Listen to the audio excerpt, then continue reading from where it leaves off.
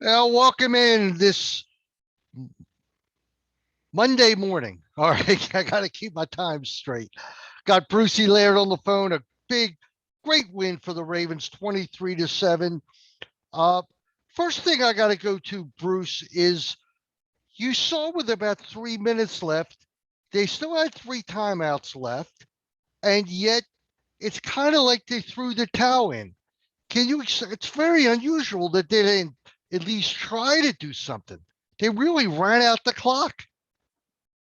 What, Denver? Yeah, I mean, Denver knew. Denver knew that Bruce said. At Listen, the first quarter was a strange quarter. Nothing really happened. Denver got on the board early in the second quarter, go up 7-0. Ravens answered right away with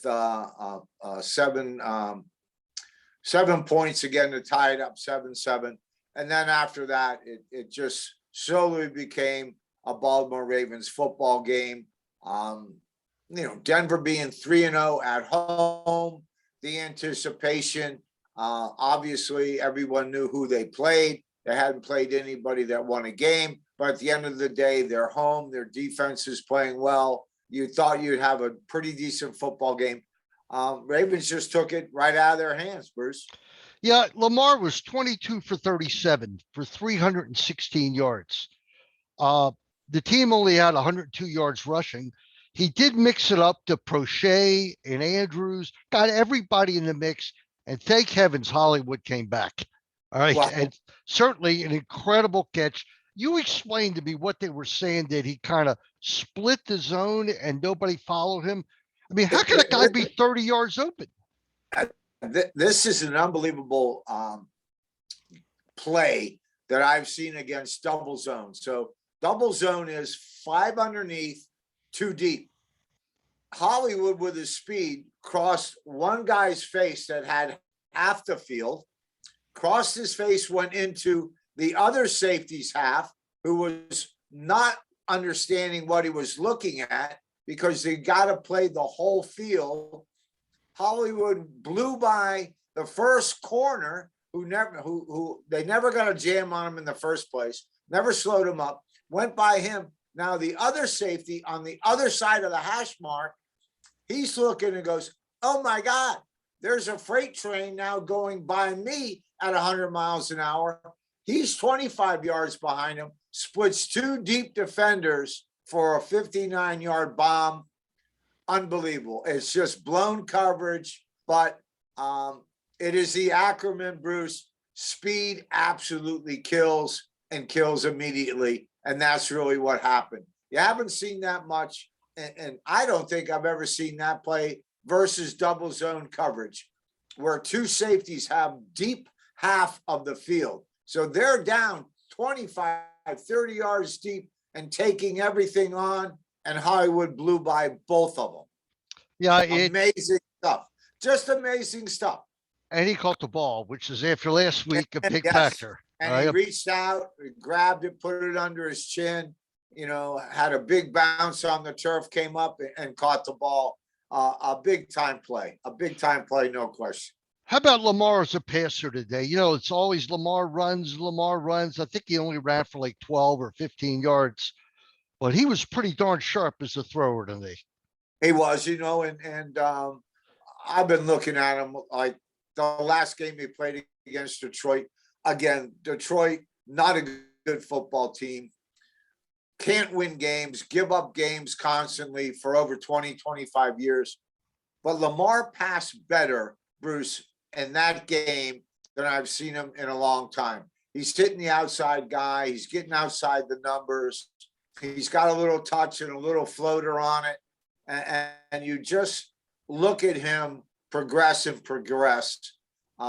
And obviously, because we're not allowed to practice, I wasn't aware that he missed Wednesday and Thursday's practice because of possibly a sore back. But you saw the difference in him today, knowing what he had to do, protecting himself, and just making the big play, which is what this football team has been doing. And defensively, when Wink sees a weakness in an offensive line and a schematic weakness in an offense, he just goes after it. He blitzed again on the first play, sent all 6, sent 5 or 6 people at these 2 quarterbacks, Bridgewater and Locke, 80% of the time all day. They just couldn't get anything going with the passing game, and it makes it easy. You almost felt like Drew Lock was scared for his life out there. All right. Well, I mean, he was running for his life a lot of times, and what Wink is now putting in to his packages is this delay, this little like 1.5 or 1 second delay where the guy just stops at the line of scrimmage, waits for things to open, and then hits the hole. And the 5-man rushes, which allowed them to play coverage behind that. You still may be man-to-man. You can play zone. You can play anything you want when you send 5 rushmen after the quarterback. It just matters. You can still double someone.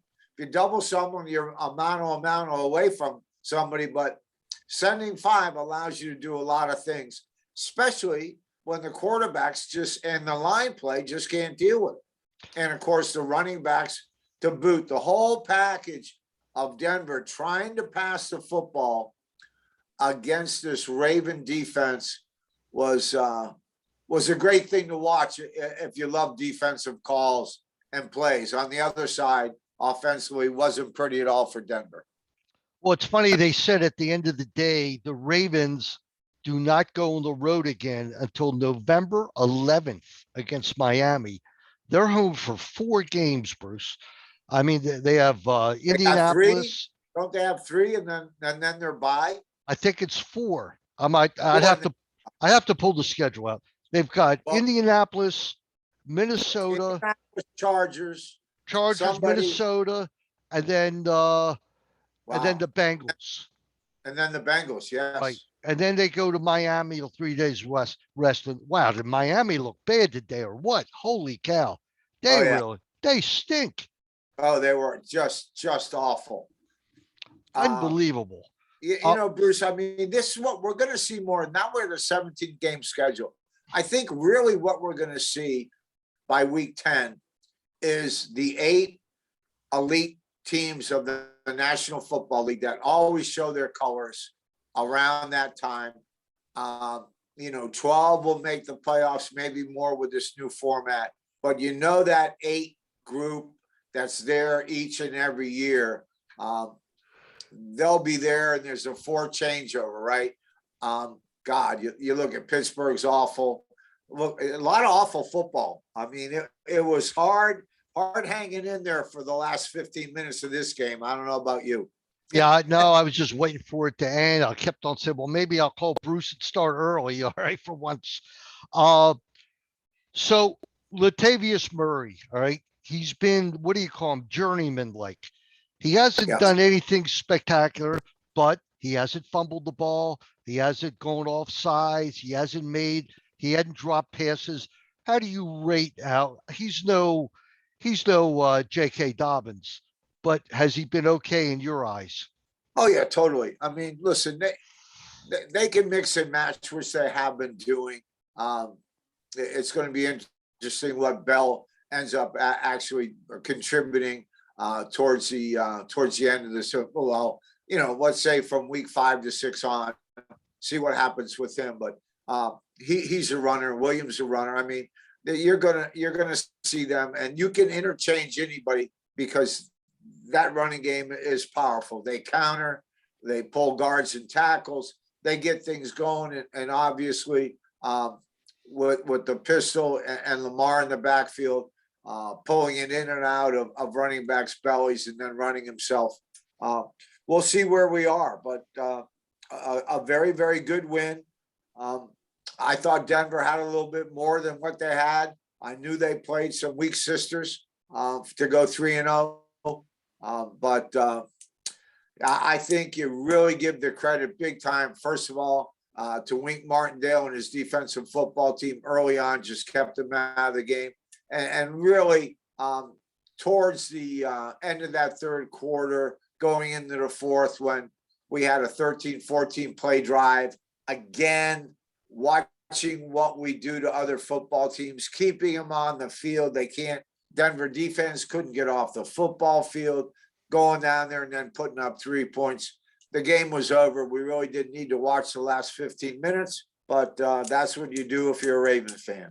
Funny, you taught me how to take notes on football games, and I did have it marked down. 13 play drive for 3 points at the end of the third quarter. That's not a lot of points, but that's a backbreaker. All right. When you go up by 13 points against a team that can't get a first down.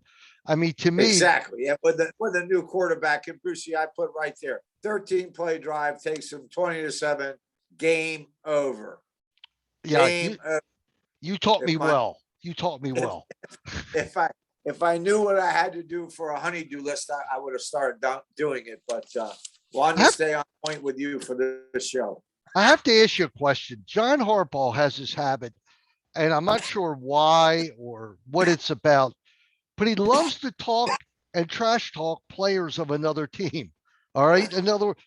Have you seen coaches like that? In other words, he got into it with somebody today on the sideline when they pushed Prochet or something, and he's going back and forth. It's not the first time. Last year, we remember he took on the whole Tennessee team. All right, when they stamped on our logo. What is it about Harbaugh? I think it's just one of those things. He's got an edge about him. I think the entire Harbaugh family grew up that way. I think Dad was the mentor and just said, everything's hardcore. You win tough, you play tough. You don't take a quarter from anybody. And I grew up that way. You grew up with an edge. Excuse me. So that's what I think. I think you just grew up with an edge, Bruce. Yeah. See, you're wearing your Royal hat. Pretty sad. They ended the day with another loss. 54 wins on the year. It's not much to say about it, is it? Or 52 wins. Oh my God. I had to do it to just put him to bed. It's been sad. I think it's 3 years in a row.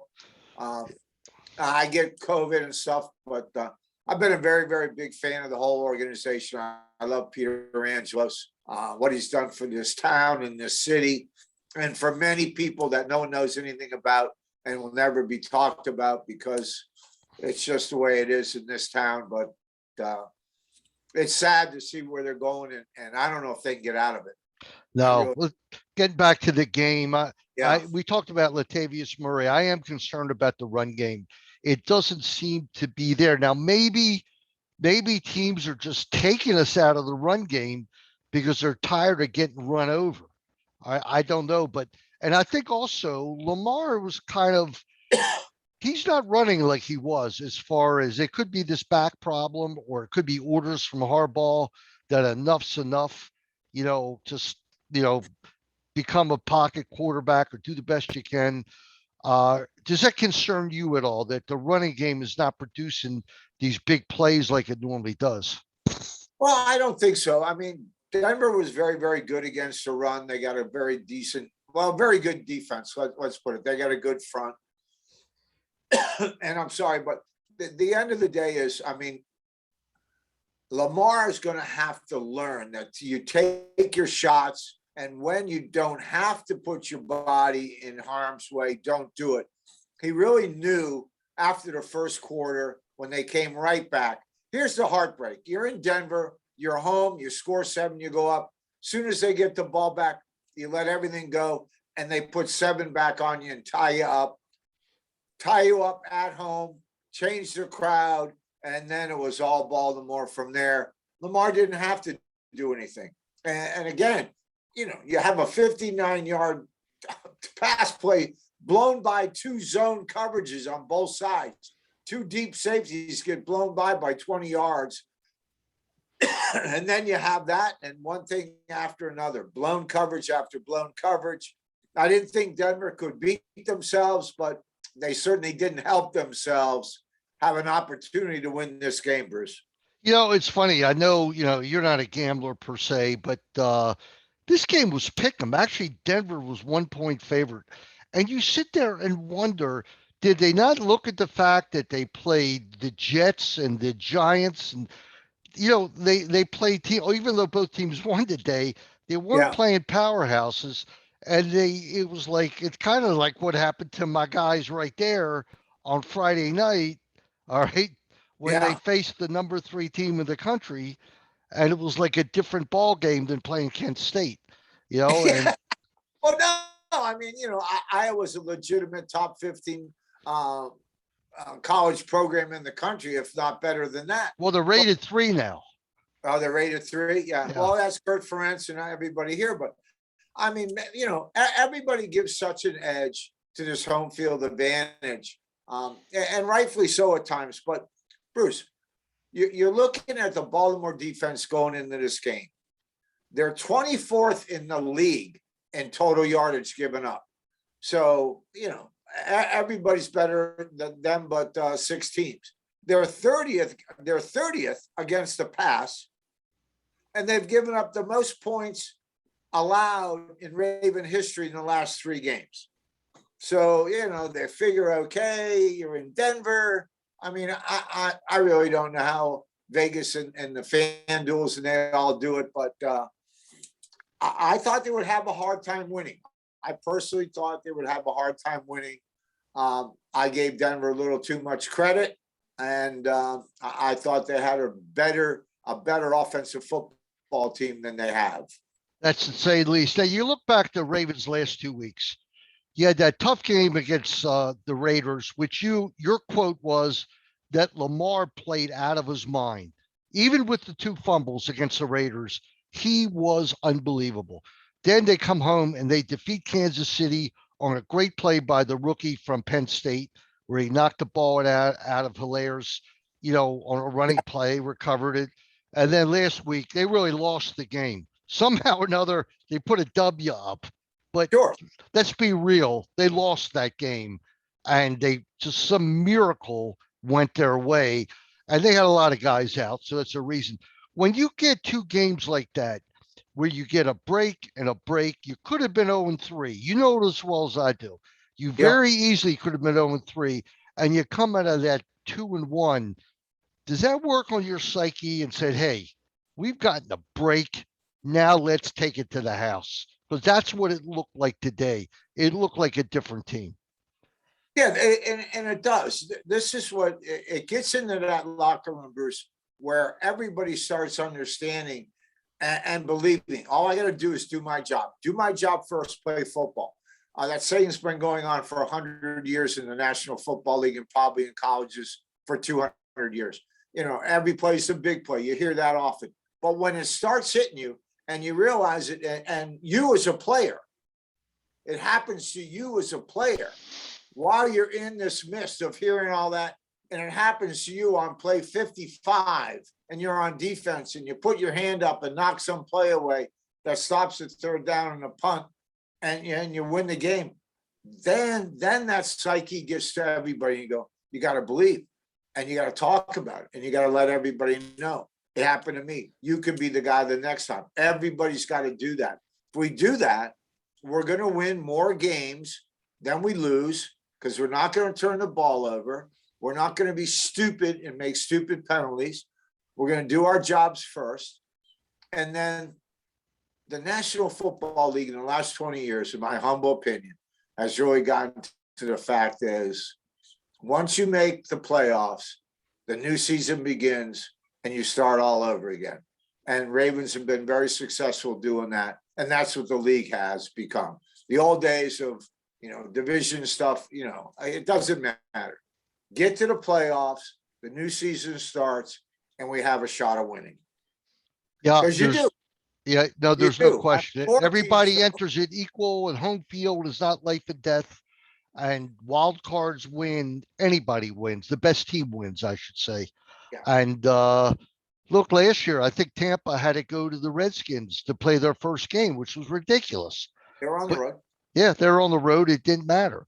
But look. To an 8-8 football team, right? I mean, that's how crazy it is. So that's what I'm talking about. If we got 12 coming back in, 4 of the teams, you can really basically count your Social Security check on at least 4 of them that won't make it past the first round. And then the other 8, and there's the crapshoot, and there's where the games begin. Yeah, and they began pretty darn well for us. And 3-1, you got to look at it, it's 25% of the season. It's a little bit less than that now with 17 games. If you divide it into quadrants and you're 12-4, or maybe 13-4, 12-5, you're going to make the playoffs any year that football exists with that kind of record. Now, especially with the opportunity the Ravens have the next 4 weeks with 4 games at home. And they could do some real damage. But you know what? You got 2 other teams in the division that are 3-1. And it's all about the division, isn't it? That's where you Yeah. got to win. You got to win that division so it doesn't get into anybody else's hands. You win the It's division, you're in. win the division you're in, and that maybe even puts you in a home field advantage for your first game. And you're watching Pittsburgh that just can't get out of its own way. And Cleveland, which we knew last year, is watching them and what they've done to their football team, and the young quarterback in Cincinnati. That's always an upsurge. So those 2 teams are going to be tough wins, but that's where it's going to be, it looks like. And you got to take care of business, and they did that. Again, Denver 3-0. A lot of pundits like myself, I said, you know what? Hard to win in Mile High. I played it there 3 or 4 times. It's very hard to win, even if you're playing good football. But they just took it to Denver in the second and third quarter, and then really by the end of that 13-play drive with 11 or 12 minutes left to go in the fourth quarter, the game was over. You could have gone and walked your dog and still had the same exact experience as you would have of watching the game. All right, I'll ask you a couple more about some of the other games real quick. The Cowboys, Dak Prescott, 4 TDs today. Are the Cowboys for real finally? They're coming. They're coming to say they're for real. I got to go to 6 or 7 or 8 games in the season, see where they are, but they certainly look good. Elliott looked really good today. I think the combination of the running and passing the football, and their defense is picking it up a little bit as well. Yeah, and Buffalo, Houston, wow. Houston really looks bad, don't they? They really look bad. I know they got a young QB, but boy, they look like they shouldn't even belong out there at all. I'm talking about in the league. That's how bad they played. And when you sync it up like that, that's how you see what happens in that franchise, whether they come back. And last one, okay. the Jets and Zach Wilson. They beat the Titans today. That's not a bad win. All right. I mean, to take the Titans down, you got to play ball, and they did today. Zach Wilson was on the money, his first really good game after throwing 5 interceptions last week. That's why we talk about it, Bruce. I mean, inside, inside these 32 teams, there's so many things that can happen week to week. And sometimes you really can't put your finger on it. You go, why does the team look that bad and then can turn around? I mean, are they individually embarrassed? Is it something else? You never know. And you see more and more of it in the modern game from my watching it over the last 20 years. You see more and more of that ebbs and flows, and teams that look like absolute poo-poo will come back and play good football, and you wonder why, and you never have an example. Yeah, you don't really know. Even if you're in the locker room, sometimes you won't know. Yeah, Mahomes threw 5 touchdowns today, but once again, Kansas City gave up 30 points. I mean, Kansas City is always going to score, but you can't keep giving up 30 points every week. No, their defense is absolutely awful. And I don't know what they can do about it. I mean, it's the same thing. Good defensive coordinator there in Spags, but it really comes down to, I mean, at least Wink Martindale gets it. He knows that he cannot get to the quarterback with a 4-man rush. So he doesn't attempt to. When he finds weak sisters, 2 new guards like they had there in that game in Denver, he went after him. He got blitzed them and just turned their offense upside down early, and they could never come back from it. And that's what happened. A great win for the Ravens. Bruce, next week we'll do a pregame show because it's a Monday night game. So we'll preview the Ravens in Indianapolis. And so we'll be on once again next Monday at 8 a.m. And Bruce, that's going to about do it. I thank you for coming on. I'll be back for 2 more segments. I got to talk about Maryland's loss. It's going to be a pain. So how bad? I didn't see the score. How bad was it? 51-14. Woo! All right. And Kirk Fair, and we had 7 turnovers, and we had about 12 penalties. And Bruce, it was a real stink job. Just about a sold out house. But oh no, that's too bad. Hey, it's only one game. That's what Coach Loxley told the team. It's only one game. You got to move on. You can't dwell on it because they got Ohio State this week. So it's like it's not going to get easier. It doesn't get easier. No, but at least the weekend ends on a good note. So Bruce, take care, and we'll see you next Monday night. We'll see you next Monday morning at 8 a.m. on Saiontz and Kirk. Okay, we'll pregame the show for the Monday night game. Good. Right, then we'll go over all the games on Sunday. All right, we'll tape it next Sunday night. Okay. All right, Bruce, that'll do it, and we'll see you next week. Everybody, I'll be back in a few minutes here on Saiontz and Kirk presents In the Nest.